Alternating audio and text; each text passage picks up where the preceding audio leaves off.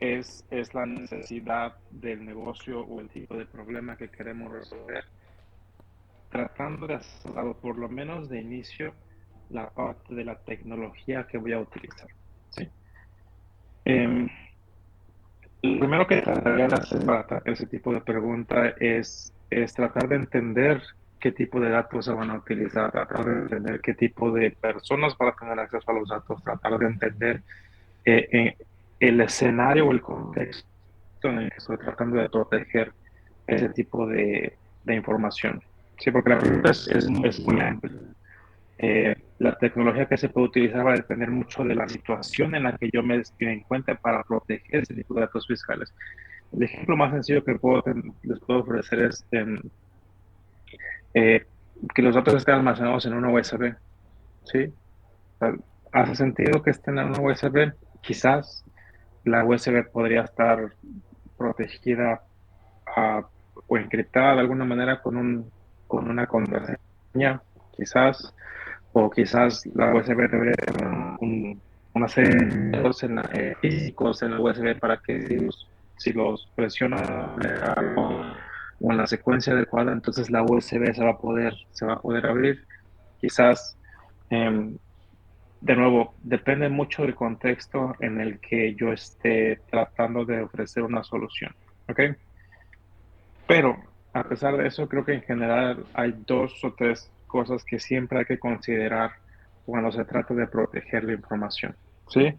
La primera es que la información esté correctamente categorizada y que sea almacenada en un espacio en el que todos los controles que se van a establecer para proteger esa información sean los adecuados.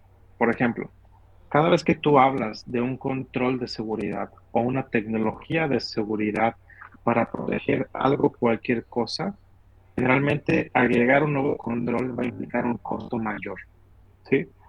Por ejemplo, cuando tú hablas de una USB, es muy diferente ir a la papelería y comprar un USB que te va a costar 50 pesos, que no te va a ofrecer nada de seguridad, a comprar un USB que le vas a tener que conseguir en otro país, quizás con ciertas características de seguridad porque le está ofreciendo más, ¿sí? Esa lógica o ese ejemplo lo puedes llevar a cualquier tipo de escenario. Cuando tú hablas de proteger eh, información, lo primero que hay que hacer es tratar de concentrar toda la información que sea del mismo tipo para que esa información pueda ser protegida por distintas tecnologías de la misma manera, tratando de evitar que otra información que no tiene la misma sensibilidad o importancia que esta información que quieres proteger, eh, la idea es simplemente separarla. Lo que te va a hacer es ayudar a reducir costos porque al final, entre más seguridad tengas, entre más controles tú impongas sobre esa información, tus costos se van a ir elevando. ¿Ok? Ese es el primer punto. Y eso lo que se llama es clasificar información. Es decir, tienes que tener la capacidad de entender cómo es que tu información está, dónde está toda tu información para que tú pongas la información más importante en un espacio adecuado para protegerla, ¿sí? Ahora, cuando hablas de protecciones o protección de información, dos ideas principales. La primera es proteger la información cuando está siendo almacenada y después proteger la información cuando está siendo transmitida de un lado a otro, ¿sí?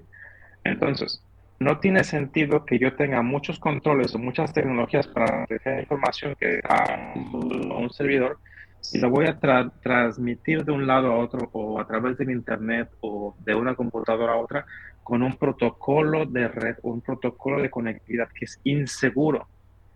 El ejemplo más sencillo es, imagínense que ustedes tienen un servidor con información almacenada que está correctamente protegida, y ahorita voy a ir al detalle para saber cómo proteger información en el servidor, pero imaginen que tiene información en un servidor que la está almacenando de manera adecuada o protegiendo de manera adecuada y ustedes están transmitiendo o conectando a ese servidor con un protocolo como FTP o un protocolo como Telnet y están utilizando ese protocolo para extraer o copiar la información, ¿sí?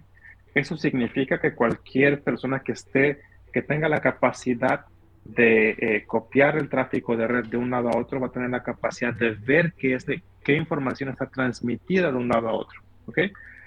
Eso significa que cuando yo transmito información entre dispositivos, tengo que pensar en el protocolo que está siendo usado para transmitir la información y asegurarme de que el protocolo sea lo suficientemente seguro para que la información esté segura mientras está en movimiento. ¿Ok? Y ahí es donde empiezas a hablar de tecnologías como SSH, SFTP o una VPN o HTTPS, etcétera, etcétera. Todo eso lo que va a hacer es ofrecerte la capacidad de encriptar información en movimiento. Ahora, ¿qué pasa cuando intentas proteger la información que está almacenada, que no se está moviendo, que se está almacenada en un servidor o en una computadora? Ahí tienes que tener la capacidad de, uno, encriptar la información para que si alguien la llegara a tener acceso a esa información, no la puedes leer a menos de que tengas las llaves adecuadas para poder desencriptarla y leer la información real. Y la otra es asegurarte de que el dispositivo o el servidor o la computadora o cualquier cosa en donde tú tengas la información esté lo suficientemente asegurado. Y el ejemplo más sencillo es usuario y contraseña, que sea lo suficientemente seguro. Y que aparte de eso, el dispositivo en el que está siendo almacenada la información no tenga vulnerabilidades. ¿Qué significa eso? Que los parches estén correctamente aplicados, que todas las actualizaciones se hagan de manera adecuada y que tengas una idea clara de qué tipo de software o aplicaciones están corriendo en ese servidor o en esa computadora para que tengas una idea clara o para que puedas entender si ese software está introduciendo otras vulnerabilidades que tú no conoces. ¿Sí? Un ejemplo más sencillo es, imaginen que este servidor es un servidor web y este servidor web ofrece información a otros usuarios a través de una página web o una aplicación web. ¿Ok? Esto quiere decir que puedes tener la información que esté lo suficientemente o asegurada de manera correcta, ya sea a través de inscripción o a través de un usuario y una contraseña adecuados. Y aparte de eso, tu servidor web está utilizando una aplicación que utiliza HTTPS. Entonces tú estás cubierto en esos dos ámbitos porque la información está segura mientras está almacenada y está segura mientras está siendo transmitida. Pero puede tener el escenario en que tu aplicación tiene un hoyo. O sea, está mal configurada, está mal desarrollada, tienes un código pobre que te está introduciendo una vulnerabilidad que va a hacer que a pesar de que la información esté cubierta en esos otros aspectos, la persona que se conecta a la aplicación web tiene la capacidad de que la aplicación haga algo que no debería hacer. Y cuando hace eso, algo que no debería hacer, a mí me permite acceder a la información que yo no debería poder ver. ¿Sí? Entonces ahí lo importante es que cuando alguien se dedica al desarrollo o a hacer aplicaciones de cualquier naturaleza, entienda cómo es que esa aplicación puede introducir nuevos hoyos en la infraestructura que permitan que se tenga acceso a información que en teoría no debería tenerse. Okay. Traté de contestarla de manera general, pero creo que es una buena pregunta que toca muchas perspectivas. Eh, pero bueno, después el equipo de Patrick Jesús Max, ¿cómo se pueden utilizar switches multicapa para definir rutas CSP, utilizar como respaldo? ¿Dónde va el switch multicapa normalmente? ¿Cuál es la pieza fundamental de la ciberseguridad? Okay. Eh, Voy a tratar de dar unas preguntas para saber si algo que pueda contestar al mismo tiempo. Equipo de Hanaí, Leslie, ¿cuál es la topología más recomendable para utilizar en nuestro proyecto? Después, ¿qué recomienda para optimizar el uso o implementación de ASLs?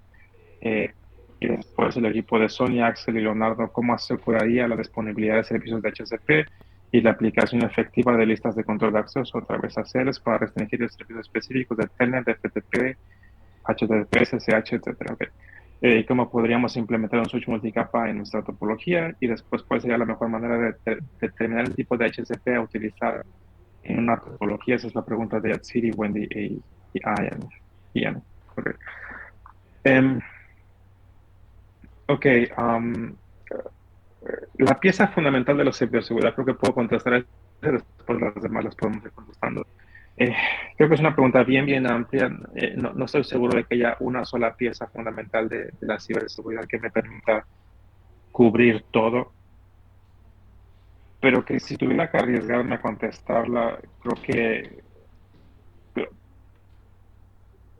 creo que lo principal es entender el negocio, que eso es lo que decía eh, hace rato en el grupo anterior. Lo que tengo que hacer es tratar de entender la organización o el escenario, el contexto en el que estoy intentando ofrecer soluciones. Y después de eso, lo que tengo que hacer es entender qué tipo de problema estoy solucionando, ¿sí? Si estoy ofreciendo, no sé, una página web, si es una organización como la de ustedes de una institución educativa, o si es una fábrica, o si es una empresa que vende coches, o sea, ¿qué es lo que estoy haciendo, sabes? O qué tipo de servicio estoy intentando ofrecer. Imagínense que tienes un servicio como Netflix, ¿no? Que es una infraestructura que te permite simplemente consumir entretenimiento. ¿Qué es lo que estoy haciendo? ¿Para qué estoy utilizando esa tecnología? Una vez que entiendo eso, lo que tengo que hacer es empezar a derivar eso y transformarlo en requerimientos para que una vez que yo entienda cuál es la idea general de la organización, para qué es lo que está intentando conseguir o alcanzar esa organización o negocio. Lo siguiente es entender cómo traducir eso en requerimientos para que eso me ayude a entender qué tipo de tecnologías pueden ayudarme a soportar lo que la organización quiere lograr. ¿Ok? Una vez que yo tengo esa visión de tratar de conectar todos esos puntos y tengo más o menos claro qué tipo de tecnologías se están utilizando, entonces puedo empezar a hablar de ciberseguridad desde el punto de vista de cómo asegurar controles o soluciones que sean seguras. Y eso me lleva a la pregunta anterior de los datos fiscales, ¿sí? Una vez que yo entendí qué es lo que estoy intentando proteger y cuáles son las tecnologías que me están ayudando a facilitar ese servicio, yo tengo la capacidad de empezar a agregar controles de seguridad para que ese servicio pueda ser ofrecido de una manera más segura y otras personas no puedan abusar de lo que yo estoy ofreciendo, ¿sí? Entonces, entendiendo el panorama general es primordial. Ahora, a nivel personal o a nivel técnico o a nivel de ingeniero, creo que lo importante es tener una base muy sólida de, de fundamentos de tecnología. ¿Y a qué me refiero con esto? Es muy difícil proteger y asegurar algo que ustedes no entienden cómo funciona, ¿sí? Y el ejemplo más básico es una ASL o un servidor de FTP o HTTP o HTTPS, ¿sí? Una vez que yo entendí qué tipo de organización estoy intentando proteger y entendí cómo es que esa tecnología habilitar va a ayudar a que la organización pueda alcanzar ese objetivo, mi rol como ingeniero es entender la tecnología para que yo pueda configurarla de manera adecuada para que sea capaz de ayudar sin introducir más huecos de seguridad, ¿sí? Y esto me lleva de nuevo al ejemplo que les di. Imagina que tú tienes un servidor que está siendo utilizado por clientes y el servidor tiene datos fiscales que no cualquier persona debería tener la capacidad de ver qué es lo que qué tipo de tecnologías me están ayudando a que yo pueda ofrecer esa página web, ¿no? En un escenario muy general, como ejemplo, podría ser, tengo un servidor que es un servidor Linux. El servidor Linux está corriendo un servicio con una aplicación Apache y esa aplicación Apache está corriendo o está siendo utilizada para ofrecer una página web que está hecha en lo que ustedes quieran, ¿no? Python, PHP, cualquier tecnología, en cualquier lenguaje.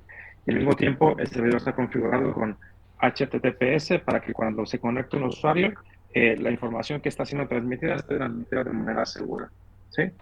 Entonces, las personas que están involucradas en la configuración y en la creación de esta infraestructura para que ofrezca ese servicio, en el escenario ideal tienen que tener unos conocimientos que sea lo suficientemente avanzado para poder configurarla sin introducir problemas.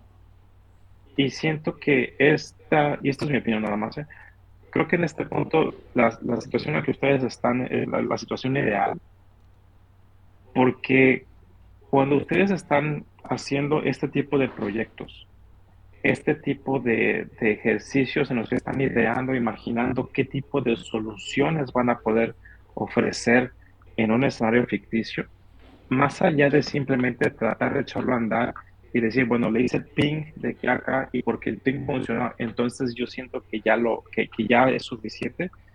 Creo que esa perspectiva puede estar un poco limitada.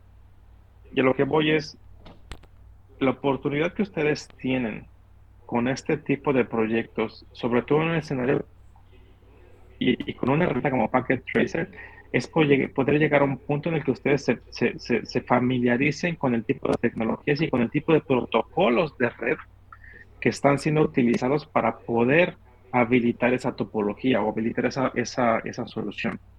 Por ejemplo, si ustedes hablan de ASLs, aquí lo ideal sería que entiendan cómo es que una ASL funciona y bajo qué circunstancias es conveniente utilizar una ASL contra cualquier otro tipo de solución, que es un firewall, por ejemplo, ¿no? Eh, pero más allá de eso, para que ustedes puedan entender cómo una ASL hace lo que hace, hay que entender cómo este protocolo de red que va a utilizarse para conectarse de una computadora a otra funciona. Y aquí me lleva al punto de cómo asegurar, cómo proteger servicios específicos de un servidor. ¿Ok? Imaginen que ustedes tienen una red y esta red tiene perdón, una institución como como la universidad donde ustedes están estudiando. Esta universidad tiene distintos tipos de usuarios o personas que van a tener la necesidad de conectarse a la red con distintos propósitos. Tienen un, un grupo de estudiantes, una comunidad de estudiantes, y aparte tienen una comunidad de profesores, y quizás tienen una persona o dos que se encargan de manejar la infraestructura o de configurar los servidores y los switches y los routers y lo que ustedes quieran. ¿Ok? Este tipo de personas van a tener distintos objetivos y distintas necesidades. Y entender eso lo que los va a ayudar es tratar de entender cómo es que esas personas sean capaces de hacer lo que deberían tener la capacidad de hacer. Un ejemplo es, un profesor debería tener la capacidad de conectarse a su computadora para conectarse al Internet, pero quizás al mismo tiempo hay algún servidor en alguna parte de la universidad donde se guardan las calificaciones, donde se guardan los archivos importantes y personales de cada alumno. ¿Sí? Ese profesor debería tener la capacidad de accesar esa información o esa aplicación, pero los alumnos no. Los alumnos deberían tener la capacidad de conectarse a la red y quizás acceder únicamente al Internet o quizás conectarse a los switches del laboratorio, pero hasta allí. Un escenario en el que la seguridad sería o la configuración sería insegura es en el que un estudiante tenga la capacidad de conectarse al servidor donde se guarda la información personal de los estudiantes. Eso es algo que queremos evitar. ¿Sí? ¿Cómo se logra eso? Una de las formas en las que se puede hacer es segmentando la red. Segmentar la red lo que significa es crear subredes que te van a ayudar a aislar población de usuarios que tienen una necesidad parecida o deberían tener controles de seguridad distintos, ¿sí? O, tipo, o aislar dispositivos que tienen que ser protegidos de manera diferente. Imaginen de nuevo el ejemplo en que tienen una red únicamente para servidores donde se van a conectar los servidores que van a almacenar la información personal de los estudiantes o las calificaciones o las fiscales o lo que ustedes quieran, ¿sí? Este servidor debería poder ser accedido o accesado por personas que tienen la autoridad para poder conectarse al servidor y poder acceder a la información. ¿Ok? Quizás este servidor también es un servidor que se utiliza para que ustedes consulten sus calificaciones o sus tareas. ¿Sí? En este caso, este servidor puede tener eh, dos aplicaciones distintas en o dos páginas web, o quizás tienen dos servidores diferentes, uno para alumnos y uno para profesores, cada uno con su propia aplicación web. Entonces, una ASL lo que me va a ayudar es que cuando yo tengo segmentos de red distintos y tengo dispositivos que intentan conectarse desde ese segmento de red a un dispositivo que está en una red fuera del mismo segmento, esa conexión tiene que pasar a través de un switch o un router o un firewall, dependiendo de lo que ustedes configuren. En este caso, un switch multicapa lo que va a hacer es permitirles separar la red, pero al mismo tiempo agrega la capacidad de enrutamiento para que cuando un usuario quiere conectarse de una red a otra, el switch tenga la capacidad de decidir hacia dónde va a enviar el tráfico, dependiendo de dónde está el destino del paquete, ¿sí? Un ejemplo muy sencillo es, puedes tener un switch multicapa que tiene estas tres redes conectadas y este switch va a tener una tabla de enrutamiento que va a dirigir el tráfico hacia el servidor donde se ofrece la aplicación web, pero también tiene que tener la capacidad de identificar si el tráfico va hacia el Internet, ¿sí? Entonces, en este caso, tu switch va a tener una tabla de enrutamiento en el que dice, si yo veo que tiene una IP de destino que es la IP de destino que tiene mi servidor, entonces lo voy a enviar a través de la interfaz en donde está habilitado el segmento al que pertenece el servidor.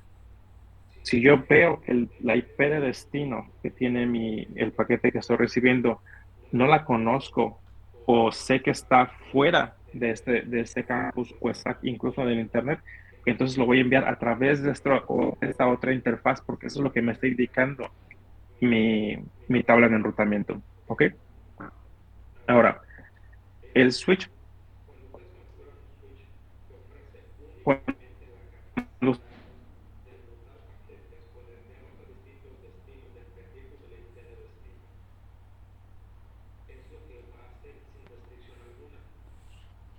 que También. va a ser sin restricción alguna.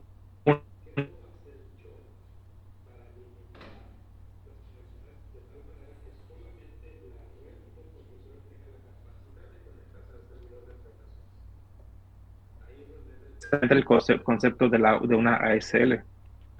Eh, Ahora, un paréntesis, una ASL no es exclusiva de un switch de capa de multicapa. Una ASL es un mecanismo que les ayuda a filtrar el tráfico de acuerdo a distintos parámetros, ¿sí? Un switch generalmente les va a permitir filtrar el tráfico de acuerdo a IPs de origen y destino y quizás puertos de origen y destino. Y para compararlo de una manera más clara, cuando ustedes hablan de un firewall, el firewall va a tener la capacidad de hacer eso y quizás ver un poco más allá en los modelos de la capa OSI para poder inspeccionar el tráfico que está pasando a través del dispositivo para ver más a fondo y decir, bueno, ya vi que la IP de origen y destino es la adecuada, ya vi que el protocolo es el adecuado, pero quizás esta pieza de información que está siendo introducida en este protocolo no me gusta y lo voy a limitar, ¿sí? Ahora, si ustedes hablan únicamente de un switch, el switch lo que va a hacer es permitir decir, esa IP que tengo, que está conectada a mi red de usuarios, está intentando conectarse a este servidor que está en mi red de servidores en el puerto, no sé, 80, ¿sí? Ahora, si el, el estudiante está intentando conectarse al puerto, perdón, al servidor en el que están almacenadas las tareas o las calificaciones para ese estudiante en el puerto 80, entonces ahí la conexión debería ser permitida, ¿sí? Ahora, si este estudiante está intentando conectarse al servidor al que es únicamente para profesores, lo que el switch va a ver es la IP de origen del estudiante está intentando conectarse a la IP de destino del servidor de profesores en el puerto 80, ¿sí? Entonces, como en este caso el estudiante no debería intentar conectarse o ser permitido conectarse a la IP del servidor, ahí voy a bloquear el tráfico. No te voy a permitir conectarte de un lado a otro porque tú, estudiante, no tienes que tener acceso a la IP del servidor de los profesores, ¿sí? Y eso es a nivel IP. Ahora, ¿qué pasa cuando tú introduces un tercer tipo de usuario, que en este caso puede ser un usuario como un administrador de redes o un administrador del servidor? Ese administrador del servidor tiene que tener la capacidad de conectarse a los dos servidores porque su trabajo es administrarlo esencialmente.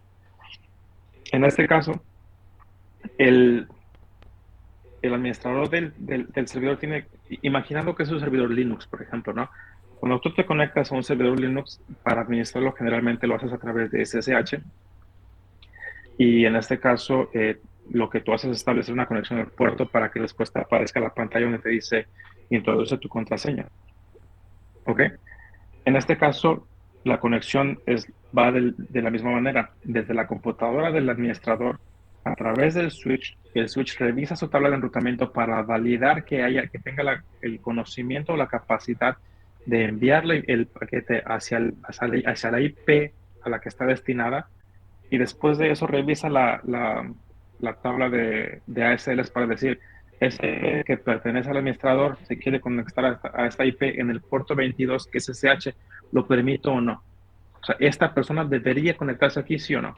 Y si la respuesta es sí, entonces permito la conexión. Y si la respuesta es no, entonces la voy a bloquear. Eso es lo que una ASL va a implementar. Entonces, cuando hablamos de eso, lo primero que hay que entender es qué tipo de poblaciones de usuarios tengo en este escenario y qué tipo de necesidades ellos van a tener y qué tipo de aplicaciones o qué tipo de conectividad deberían tener, a la que deberían tener acceso. Eh, y aquí es donde quizás un ejemplo de un protocolo o un servicio que tiene que ser accesado por cualquier usuario es DHCP. En este caso, tanto el administrador de red, tanto los estudiantes como los profesores, todos deberían tener la capacidad de recibir una IP para poder tener acceso a la red eh, eh, para poder establecer conectividad.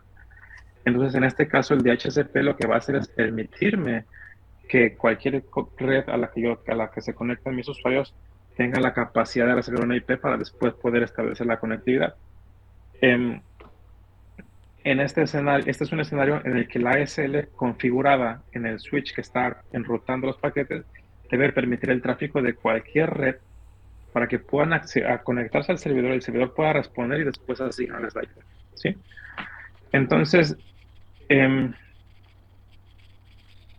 entender la necesidad, entender el requerimiento y después entender la tecnología es esencial para poder yo después asegurarlo o poder configurar la tecnología de manera adecuada para que la configure, para que sea lo suficientemente segura.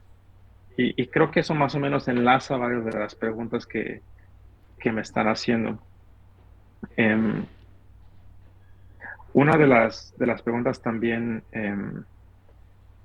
que hacen es cómo asegurarse de que los servicios, de que los servicios Telnet, FTP, HTTP, HTTPS sean seguros, ¿no? O para restringir el acceso. De nuevo, si hablo de restricción de acceso, entonces la SL va a permitir definir una política que va a evaluar quién se está conectando hacia dónde y en qué puerto o con qué protocolo, ¿sí?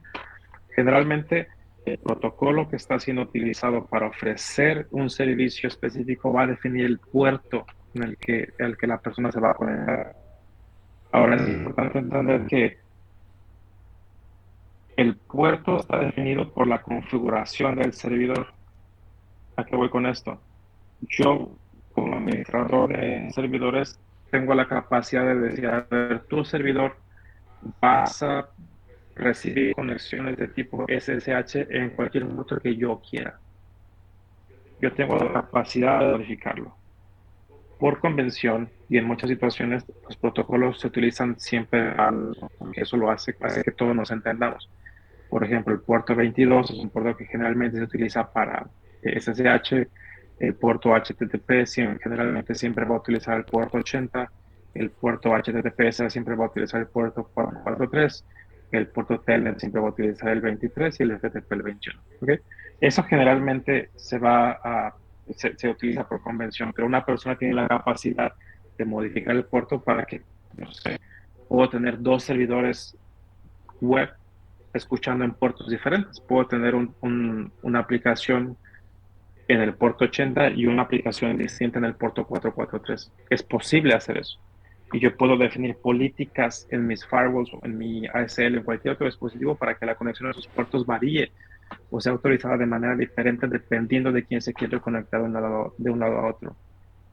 Creo que lo más importante en ese escenario es tener una idea muy clara del tipo de servicios que mi red está ofreciendo y el tipo de conexiones que esos servicios deberían ser capaces de recibir para que las personas que se conectan al servicio lo hagan únicamente cuando realmente lo necesitan.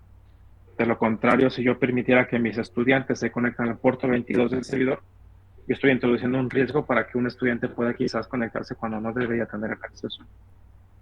¿Sí? Más o menos eso responde su pregunta, o varias de sus preguntas.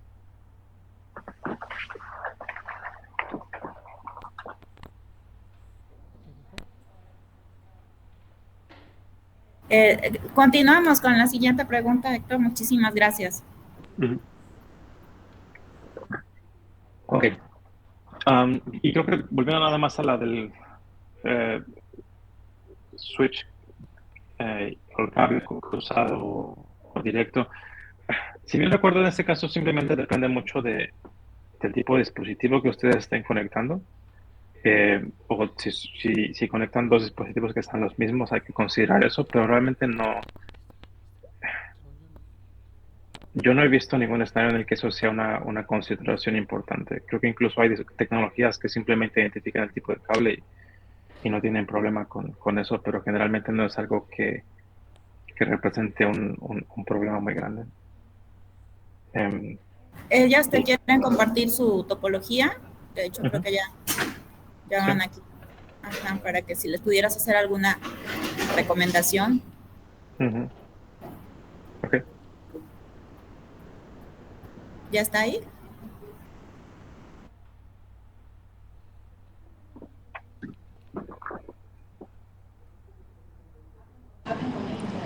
Sí.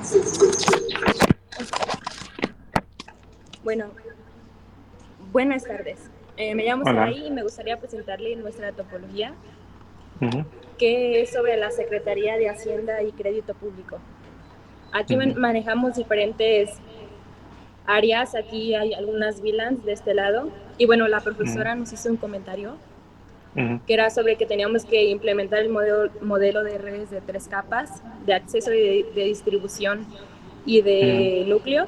Así que por eso pusimos el switch multicapa aquí en esta parte y en estas. Aquí pusimos Ether Channel y bueno, en el tipo de topología quisimos implementar una que es como tipo malla. Y aquí también la profesora nos hizo una observación ujú, que solamente estaba este router y nos comentó que al solo haber este router iba a haber mucha sobrecarga para este. Así ujú, que nos sugirió poner otro para que sea para la conexión al internet. Y ujú. nos gustaría preguntarle si tiene alguna sugerencia para evitar la sobrecarga en los routers y poder hacer la red más eficiente. Ok. Ok. Bueno, la primera sugerencia que yo te haría es, pues una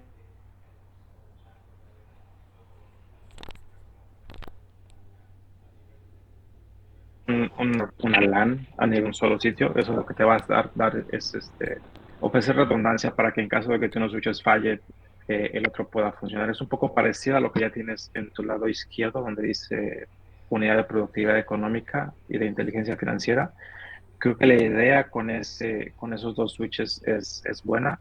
Creo que hay un par de escenarios en los que si uno de los switches fallas, seguirías teniendo problema. Lo que yo te recomendaría es en la liga que puse ahí, eso lo hace, agrega una capa más de redundancia para que tu riesgo sea un poco más, ok. Eso es a nivel de switches. Em, Ahora, cuando se trata de routers, quizás lo que yo haría es tratar de agregar enlaces que vayan de un router a más de uno. Creo que las salidas que tienes dentro de cada segmento de tu red, por ejemplo, donde tienes un router que dice economía y finanzas, tienes un solo cable pegado, dos, ¿ok? En este caso, lo que estás haciendo ahí es dando un camino de ese router al otro. Quizás lo que podrías hacer es intentar configurar un enlace que vaya desde el router de economía y finanzas al router uno. Y ahí, además de agregar redundancias, quizás agregando otro camino para que si el tráfico va desde el router de economía y finanzas hasta el internet, vaya directamente del router de economía y finanzas al router uno en lugar de tener que ir del router de economía y finanzas al router 2 y después al router uno. ¿Me explico? Sí, sí, Entonces, sí. lo que tú estás haciendo es quizás diversificar los caminos para que aproveches que el protocolo que vas a conectar con el protocolo de red es el que decida cuál es el camino más eficiente. Y ahí es donde quizás es interesante ver cómo es que cuando tú configuras un protocolo como OSPF, las rutas que son publicadas de un lado a otro estén configuradas de la manera más eficiente para que sigas el mejor camino siempre. ¿Sí? Y ese sería un buen ejercicio en general.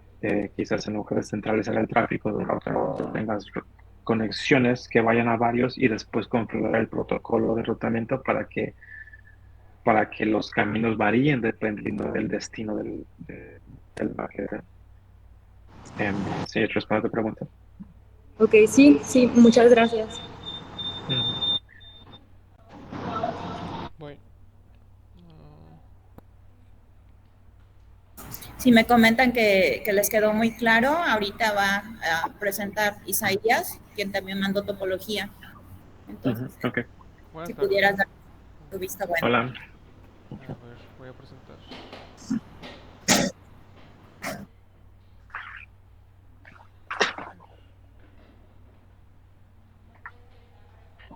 Sí, la prendí desde mi celular. Está en otro. No sé si se ve. Mostrar otro. Este. ¿Sí se ve? Sí, sí, sí. Ok, pues aquí está nuestra topología. Es un poco parecida a la anterior. Ujú, Y bueno, aquí tenemos dudas porque usted comentaba que para implementar bien las tecnologías tenemos que conocer como los fundamentos o las bases, pero la verdad no ujú, estamos muy acostumbrados a usar switches multicapas. Entonces, ujú, nos gustaría saber cómo poder aprovechar un switch multicapa en este tipo de topología. ujú. Ok. Eh, Esto lo mencioné en la clase anterior. Creo que algo importante que hay que recalcar es la diferencia entre segmentación física y segmentación lógica. ¿Ok? Cuando tú hablas de segmentación física, estás asumiendo que vas a tener dispositivos en distintas ubicaciones geográficas. ¿Sí? Pero tienes la posibilidad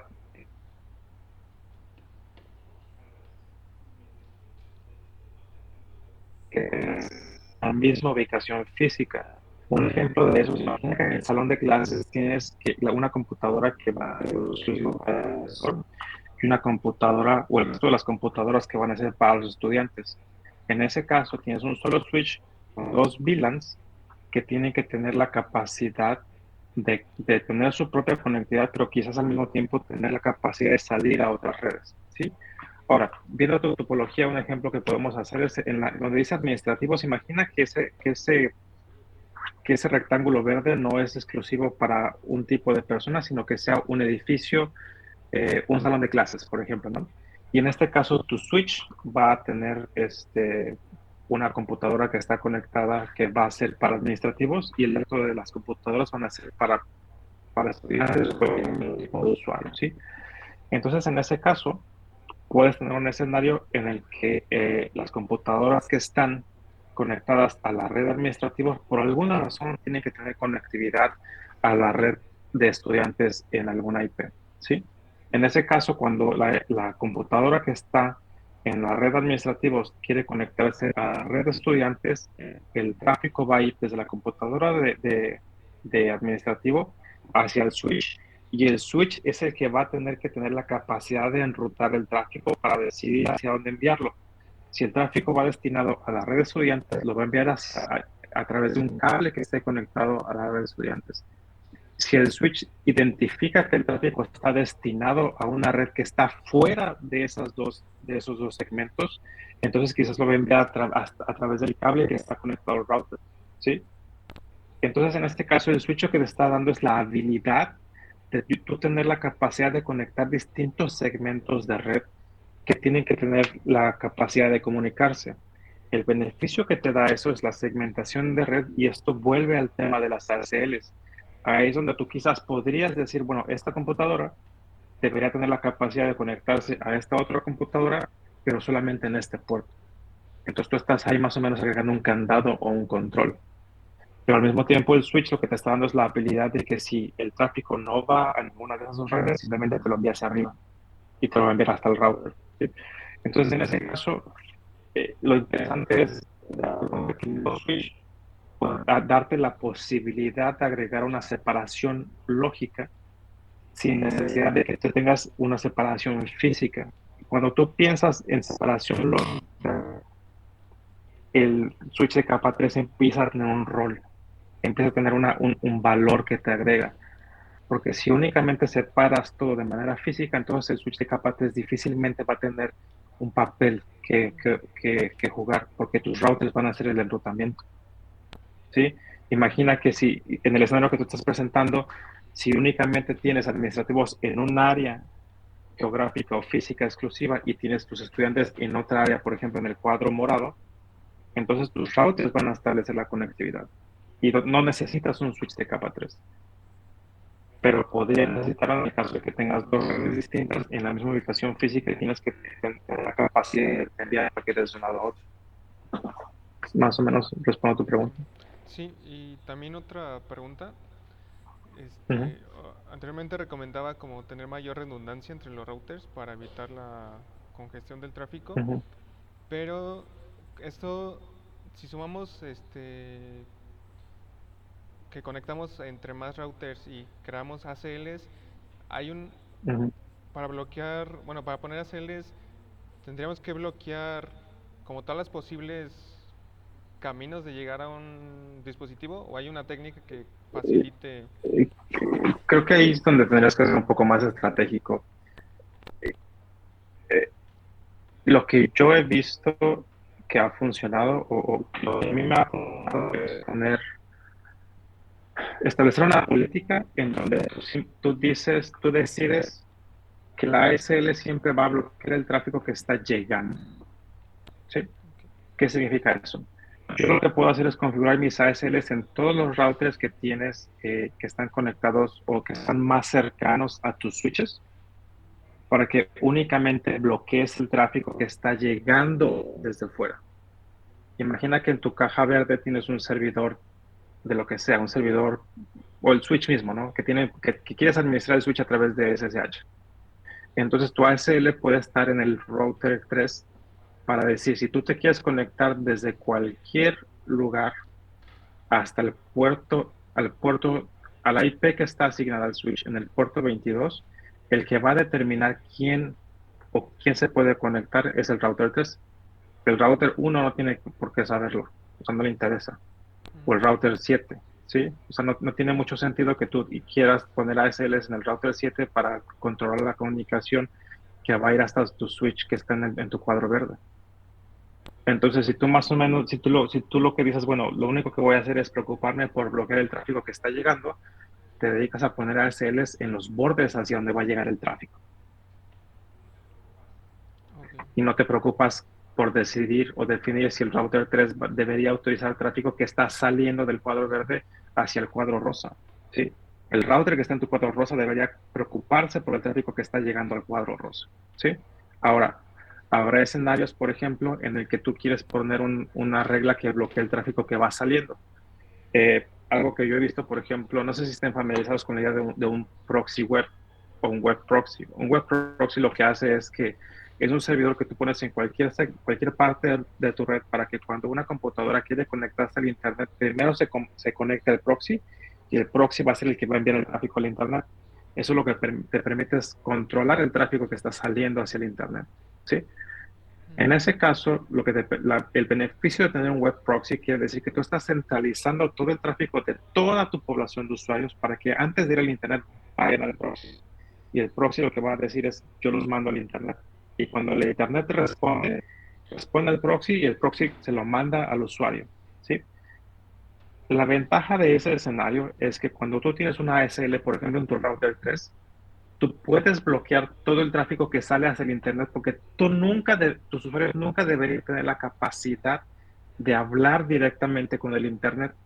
Si alguien quiere hablar con el Internet, tiene que ir a través del proxy y entonces es la única regla que habilitas porque si vas a hablar con el Internet y tiene que ser a través del proxy, el tráfico, ese es el único tráfico que yo voy a autorizar que salga. Sí, todo el otro tráfico se va a bloquear. La ventaja que eso te da es que si alguien quiere el Internet, siendo el proxy, el tráfico siempre va a estar rebotando en el router, porque el router no lo permite, no permite salir. Y hay muchos beneficios de seguridad. El ejemplo más sencillo que te puedo dar es, hay, por ejemplo, virus o malware, que cuando tú lo corres en una computadora, el malware lo que intenta es conectarse al Internet a algún servidor para que la persona que tiene control de ese servidor tenga control de tu computadora. Si tu router está configurado de manera adecuada, el tráfico que va al Internet únicamente esté autorizado siempre y cuando vaya a través del proxy y tu malware no sabe eso y se intenta conectar directamente al servidor, el malware no va a ser capaz de correr de manera adecuada. Entonces tú estás bloqueando el tráfico que es innecesario. A eso me refiero cuando te digo que podría ser un poco más estratégico. No tengas la sensación de que tienes que poner ACLs en todos lados para poder controlar todos los escenarios posibles. Lo único que tienes que hacer es entender el tipo de dispositivos que tienes y el tipo de servicios que ofrecen esos dispositivos y saber quién se tiene que conectar y después poner la regla lo más cercano a ellos para que controles el tráfico que llega a ese dispositivo. ¿Sí me explico? Okay. Sí. ¿Sí te hace sentido? Sí, muchas gracias. Uh-huh.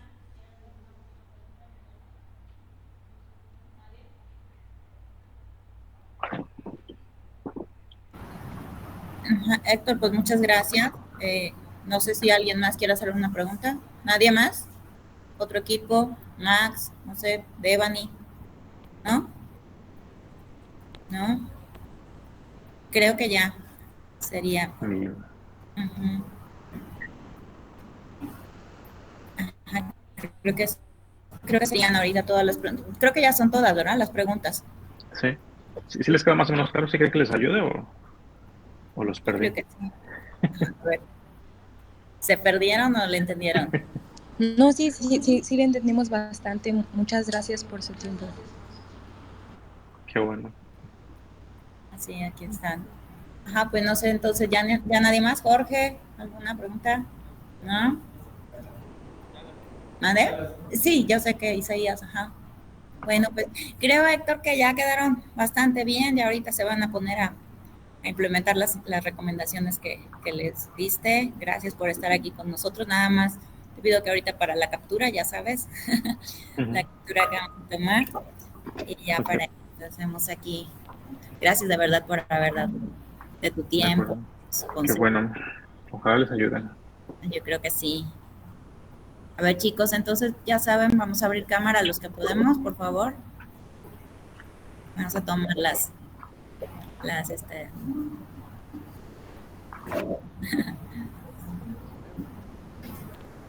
están aquí. Como te das cuenta, bien jovencitos, que son 20 añeritos. Sí, son 20 añeritos, bien chiquitos. Siri, no la apagues, te veías muy bien. Sí, a ver, bueno, ahí va, 1, 2, 3. Su mejor sonrisa a todos, mira. Kevin ya está sonriendo, ¿verdad? Bueno, ahí va. Espérenme tantito. Es que voy a tomar 2 de una vez. Por si salimos visquitos, que haya otra. Bueno, otra vez. Ay, mira, qué bonitas. Mira. Ahí va, 1, 2. ¿Viste? Mira, tengo alumnas bien bonitas y alumnos bien inteligentes. ¿Qué tal? También las chicas, cabe mencionar que no tan solo están bonitas, también son inteligentes. Qué bueno. Sí, es que es cierto. Son muy destacadas. Justo les estaba diciendo que me gusta cómo defienden sus proyectos. Bueno, pues muchísimas gracias, Héctor. Fue un gusto tenerte aquí. Estamos en contacto y cuídate mucho. Gracias por Muchas todo. gracias. Hasta luego, que estén bien. Ay, díganle gracias, chicos. Ya se fue, de hecho. Gracias. Hasta luego. Ya se fue. Es bueno, es bueno. Es bueno, es bueno. No hay nada que hacer. ¿Qué te dijo del proxy? Ando trabando mucho. Sí, a mí también. De hecho, también